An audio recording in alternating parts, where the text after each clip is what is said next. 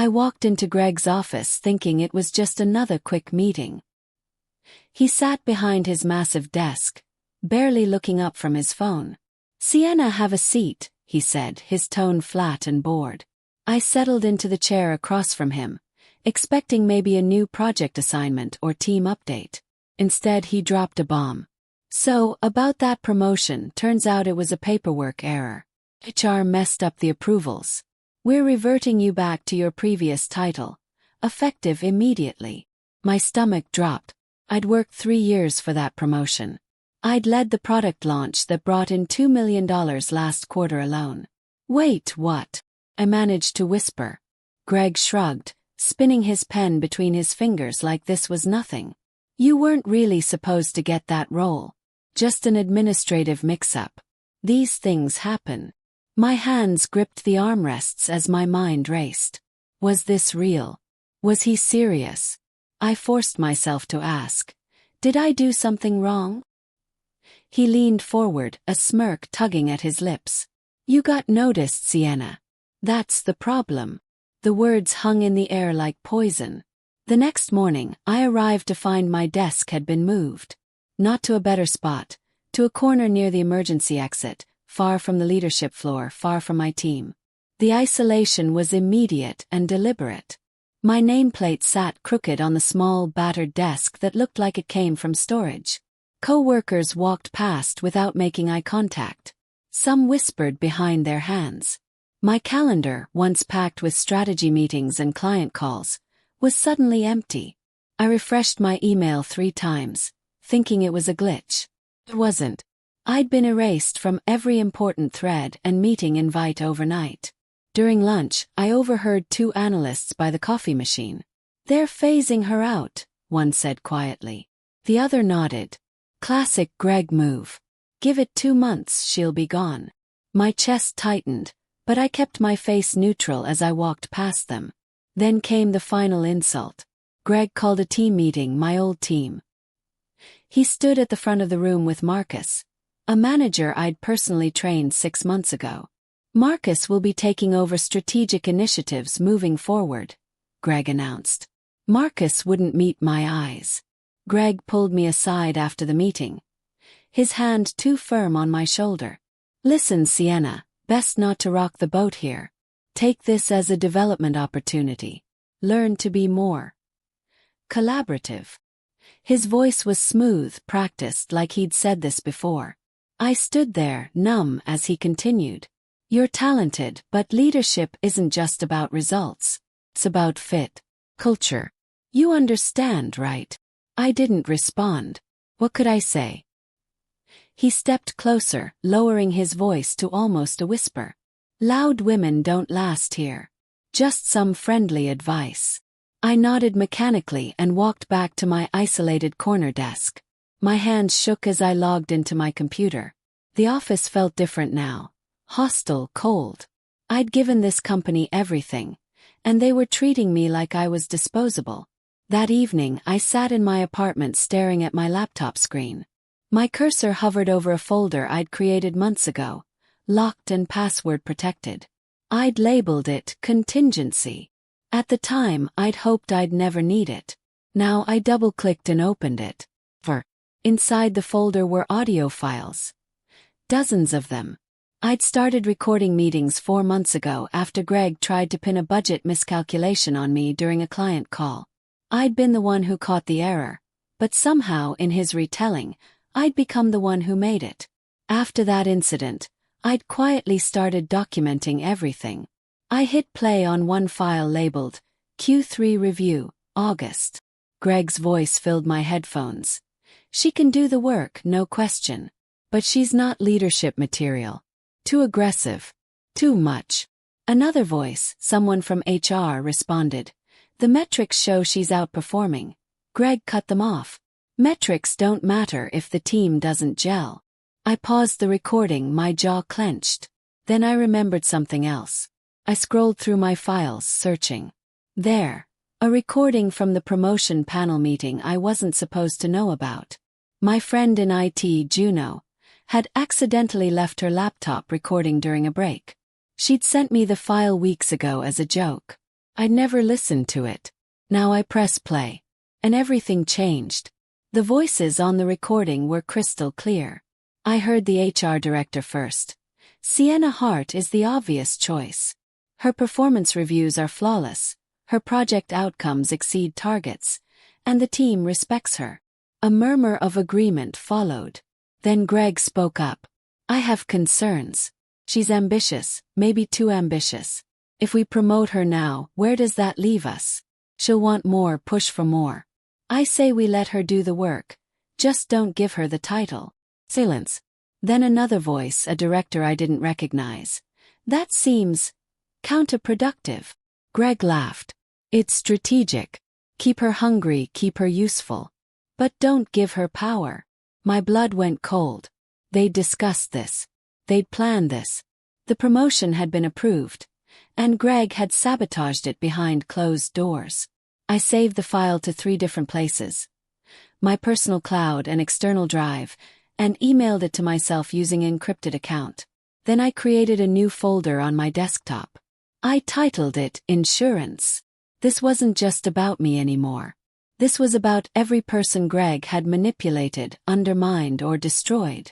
Marcus called his first team meeting 2 weeks later. I wasn't invited, but I heard about it from Becca, one of the junior analysts who still respected me. It was a disaster, she whispered during a rare moment alone in the break room. He used your deck, Sienna. Your entire product roadmap. But he deleted your name from every slide. I wasn't surprised.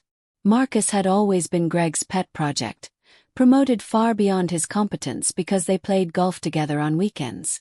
But what came next actually shocked me. The product rollout I'd spent 9 months planning went live on a Friday afternoon. By Monday morning the system had crashed. Clients started calling furious. Emails flooded in. The carefully constructed launch I'd architected had been altered by Marcus, who didn't understand the back-end dependencies. He'd changed a critical integration timeline, and now everything was broken. I watched from my corner desk as Greg sprinted between conference rooms. His face red, his voice sharp.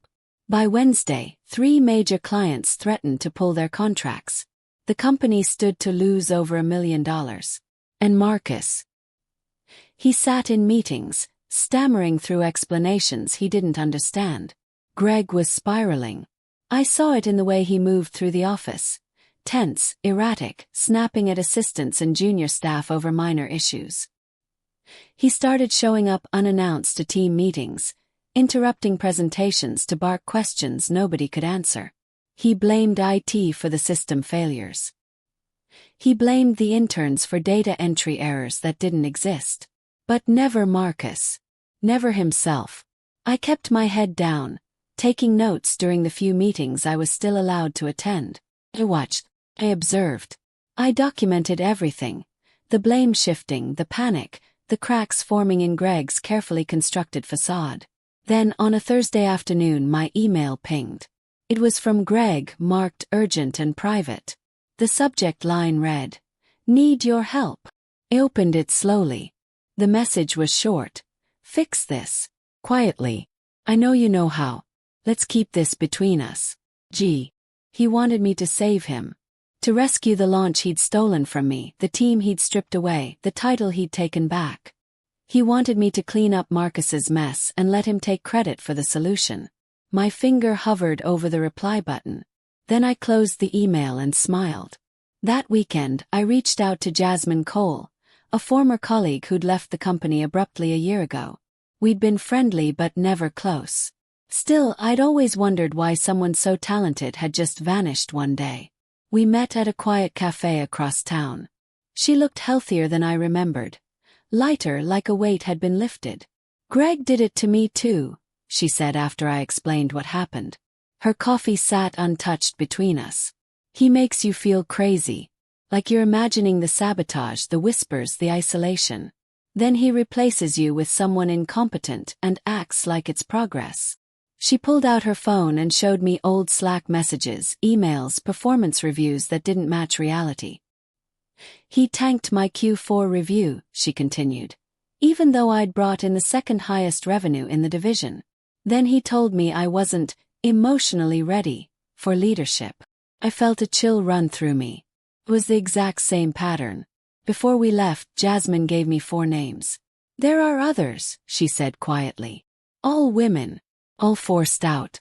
You should talk to them. Over the next 2 weeks, I contacted every name on Jasmine's list. Vanessa, who'd been blamed for a data breach that IT later confirmed wasn't her fault. Priya, who'd been demoted after requesting maternity leave. Kyra, whose research had been credited to a male colleague. And Monica, who'd been laid off 3 weeks after filing a complaint about Greg's behavior. They all talked. Each woman shared screenshots, call logs, old Slack threads, and emails. We created a shared document, comparing timelines and incidents. A sickening pattern emerged. Gaslighting, strategic sabotage, character assassination. Greg had perfected a system. One story stood out. Kyra told me how Greg had changed a KPI dashboard to make it look like she was underperforming. I had the original data, she said over video call. He altered it in the system, then presented the false numbers to leadership. I looked incompetent overnight.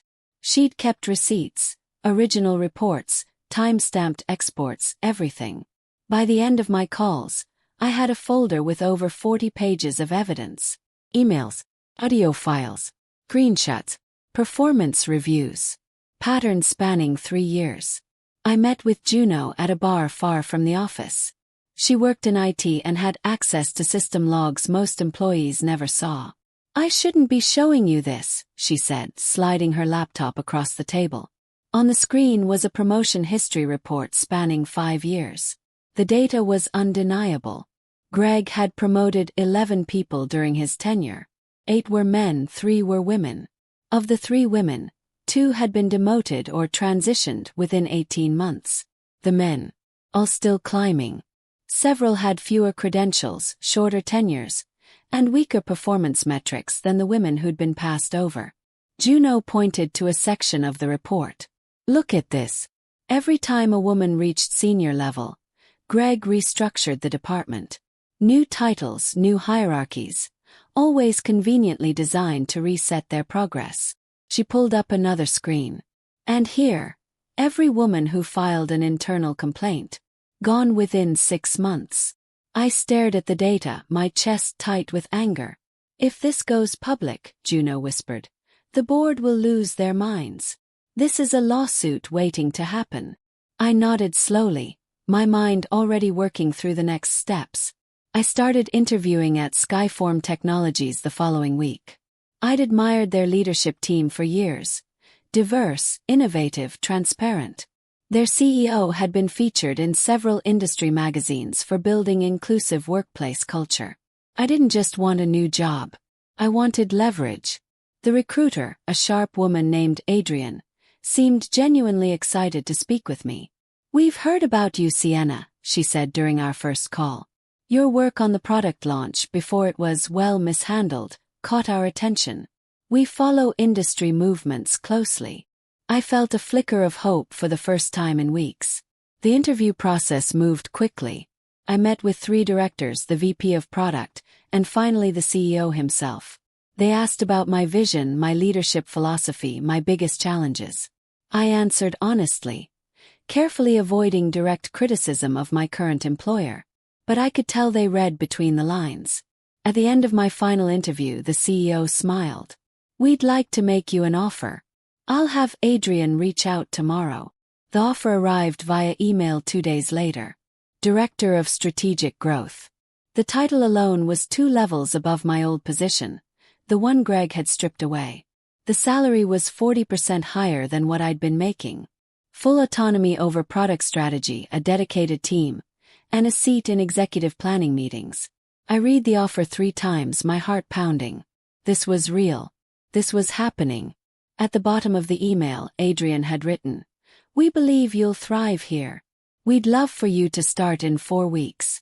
Let us know." 4 weeks. That gave me time. I typed a short reply. I accept. Thank you for this opportunity. Then I sat back in my chair and exhaled slowly. I had a landing spot now. A place to go after the bomb dropped. Because I wasn't done with my current company yet. Not by a long shot. I opened a new document on my laptop and began drafting an email. The subject line read, "Internal investigation required. Evidence attached." I saved it as a draft and started compiling attachments. The email grew longer each day. I meticulously organized every piece of evidence. Audio files with timestamps, screenshots with context, performance reviews, system logs, and testimonies from the women Greg had pushed out. I cross-referenced dates, highlighted policy violations, and cited specific sections of the employee handbook and discrimination laws. By the time I finished, the document was 71 pages long, fully sourced, undeniable. I formatted it professionally, included a table of contents, and added an executive summary for anyone who wanted the short version. But the details, the receipts, were all there for anyone willing to look. The recipient list was carefully chosen: the CEO, all board members, the head of HR, and the general counsel. I wanted everyone who mattered to see it at once.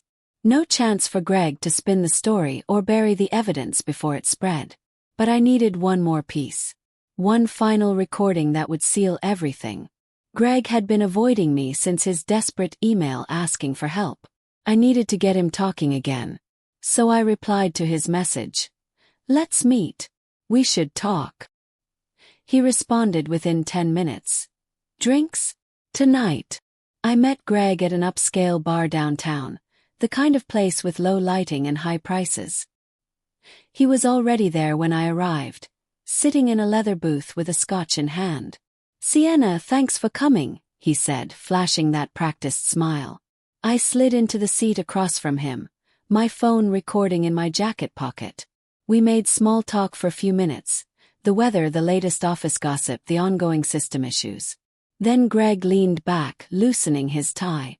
"Look, let's be honest here. We both know the promotion wasn't meant for you. It was bad timing, bad optics. But you're smart. You'll land on your feet." I nodded, playing along.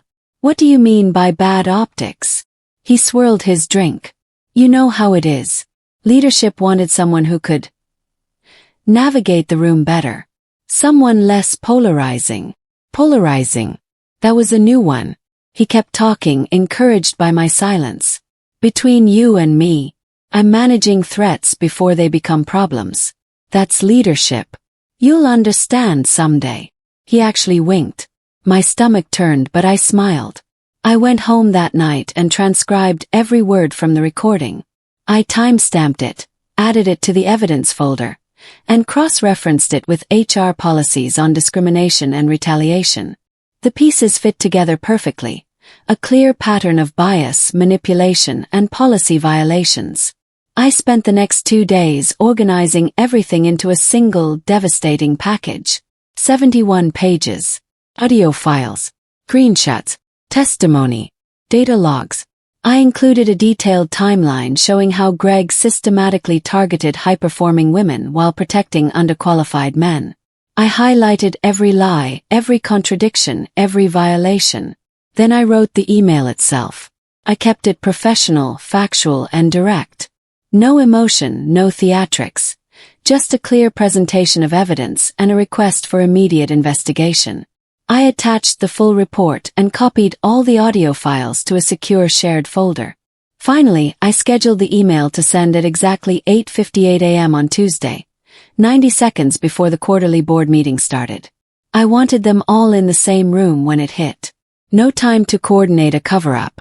No chance to control the narrative. I closed my laptop and waited.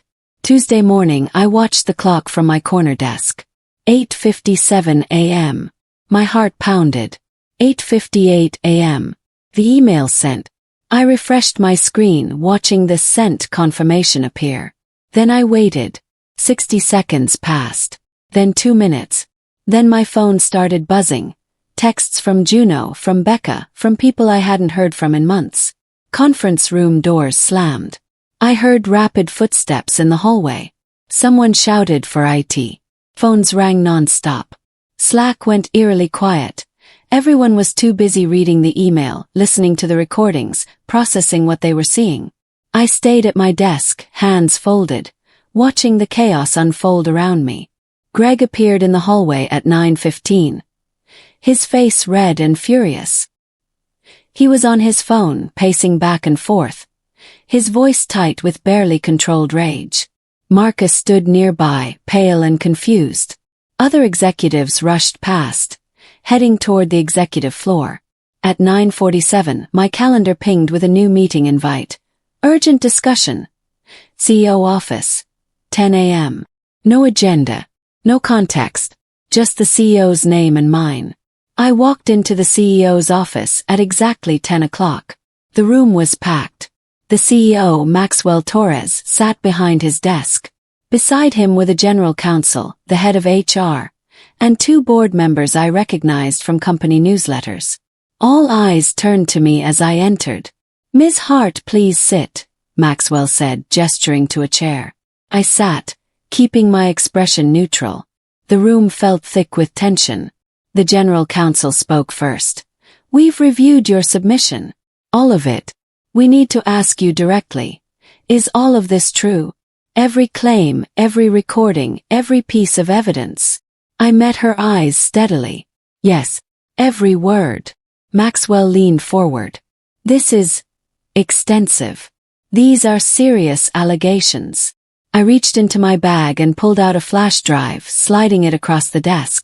"You can verify everything yourself. Timestamps, metadata, witness corroboration. It's all there." The room fell silent. One of the board members picked up the flash drive, turning it over in his hands. "We'll need to conduct a full investigation," Maxwell said quietly. He nodded. "I understand. I'm happy to cooperate fully." By end of day, Greg was suspended pending investigation. The email went out at 4:47 p.m., vague and corporate. "Gregory Walsh has been placed on administrative leave. Marcus Chen will temporarily oversee strategic initiatives." No explanation, but everyone knew. The whispers had already spread through every department. Marcus was reassigned the following morning, moved to a project management role with no direct reports. An external auditing firm was brought in to review HR practices, promotion decisions, and compensation data across the entire company.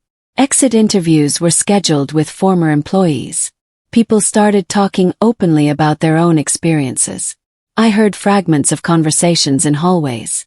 "Sienna broke the system," someone whispered. "About time someone did," another voice replied. Becca sent me a text. "You're a hero." I didn't feel like a hero. Felt tired. But also lighter than I'd felt in months. That afternoon my phone rang. It was Adrian from Skyform. "Hi Sienna. I know you're scheduled to start in 2 weeks, but any chance you can begin tomorrow? We're eager to get you on board." Smiled. "Tomorrow works perfectly." I walked through the office one last time on my final afternoon. My corner desk was already cleared. I'd packed everything the night before. Some people looked away as I passed. Others nodded with quiet respect. A few even smiled. I didn't need their validation anymore, but it felt good to see that some people understood. I stopped by Becca's desk. "Keep being loud," I told her quietly. She hugged me tight. Juno caught my eye from across the room and gave me a small salute. I passed the conference room where I'd been demoted, the desk where I'd trained Marcus, the hallway where Greg had whispered his threats. As I walked toward the elevator, I heard raised voices behind a closed door, the HR conference room. I recognized Greg's voice, defensive and angry, and Maxwell's, sharp and unforgiving. I didn't stop to listen. I pressed the elevator button and stepped inside. The doors closed, and I exhaled deeply. I was free. My first day at Skyform felt like stepping into a different world. My office was ready, bright, spacious, with a view of the city.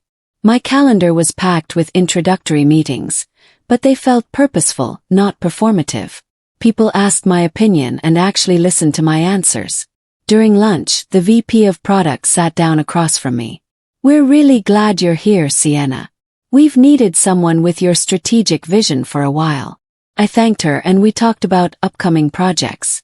No politics, no games, just work. That evening, I checked my personal email and found a message from an address I didn't recognize. The subject line read, "Thank you." I opened it cautiously. "You did what we couldn't. Greg is finally being held accountable. A junior employee."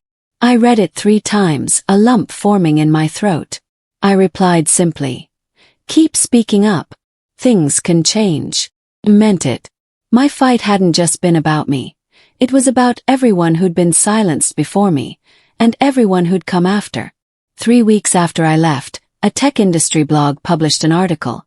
Whistleblower exposes systemic sabotage in corporate SaaS leadership. They didn't name me or the company directly, but the details were specific enough that insiders knew. The article cited unnamed sources describing a pattern of discrimination and retaliation spanning multiple years. Comments flooded the post. Former employees shared their own stories. Industry professionals debated HR accountability. Someone created a discussion thread that got over 2,000 replies in 48 hours. My phone buzzed with messages from journalists wanting interviews. I declined them all. But the damage to Greg was real. His name started appearing in industry forums, not for his leadership skills but for the scandal. A few people defended him, mostly men who'd benefited from his favoritism, but the majority saw through it. His reputation was crumbling in real time. I watched it unfold from a distance, focused on building something new at Skyform. Justice didn't feel like I'd imagined. It felt quiet, inevitable, like watching a house with a cracked foundation finally collapse. One evening, an email appeared in my inbox. The sender, Gregory Walsh. My stomach tightened. I almost deleted it without reading, but curiosity won. Opened it. "Sienna, I think we both got caught up in a bad situation. Miscommunications happen. I hope we can move past this professionally. Let me know if you'd ever be open to talking. Greg." I stared at the screen, incredulous. Move past this. Professionally. After everything. I closed the email without responding. An hour later, another message arrived. "I mean it. If you ever have an opportunity at Skyform or elsewhere, please keep me in mind. I think we could work well together in the right environment." He was serious. He genuinely believed he could smooth this over, that I might somehow help him rebuild his career. The audacity was almost impressive. I marked both emails as read and archived them. He didn't deserve my anger or my forgiveness. He deserved nothing from me. 2 months after the investigation began, I organized a quiet dinner with the women from Greg's past. Jasmine, Vanessa, Priya, Kyra, and Monica. We met at a small Italian restaurant, tucked into a private corner where we could talk freely. The atmosphere felt lighter than I expected, almost celebratory. Jasmine raised her glass first. "To Sienna, for doing what the rest of us couldn't." I shook my head. "To all of us. We were never the problem." Vanessa smiled, her eyes a little misty. "I'm in a better place now. New company, better boss. I actually enjoy going to work again." Priya shared that she'd been promoted at her new job. Kyra had started her own consulting business. Monica was teaching at a university, mentoring young women entering the industry. We'd all survived Greg, and somehow we'd all found ways to rebuild. Before we left, I raised my glass one more time. "To inconvenient women," I said softly. They echoed the toast, and we clinked glasses. We weren't victims anymore. We were survivors, thrivers, proof that speaking up was worth it. 6 months later, I received a LinkedIn message from someone at my old company, a director I'd worked with briefly years ago. "Sienna, I hope you're well. I wanted to reach out because we're in a difficult spot. We've lost significant talent since you left, and morale is low. Would you be open to a conversation about returning? In any capacity. Your terms." I read it twice, then laughed out loud. They were hemorrhaging employees. The product launch had never fully recovered. 2 major clients had left. And now they wanted me back. On my terms. As if I'd ever trust them again. I typed a short reply. "Thank you for reaching out. I'm very happy where I am. However, I'd be glad to train my replacement's replacement if you'd like to hire one of my ments. I hit send and smiled. They'd taken everything from me once. Now they wanted me to save them. But I'd already moved on to something better. A year after everything happened, I stood on a stage at a Women in Tech Summit. The room was packed. Hundreds of faces looking up at me, waiting. My hands trembled slightly as I gripped the microphone, but my voice was steady. I told my story. Not all of it, but enough. I talked about being demoted, isolated, gaslit. I talked about documentation, evidence, and finding my voice. I talked about the women who came before me and the ones who'd come after. And I ended with a line I'd been rehearsing for weeks. When they said my promotion was a mistake, I paused, letting the words settle over the crowd. They were right. It should have been higher. The room erupted in applause. Some people stood. I saw tears on a few faces. A young woman in the front row nodded at me, her expression determined. As I stepped off the stage, someone asked me if I regretted sending that email. Smiled. Not for a second. Because I hadn't just exposed one corrupt boss. I'd shown every silenced employee that their voice mattered. That documentation was power. That speaking truth could change everything.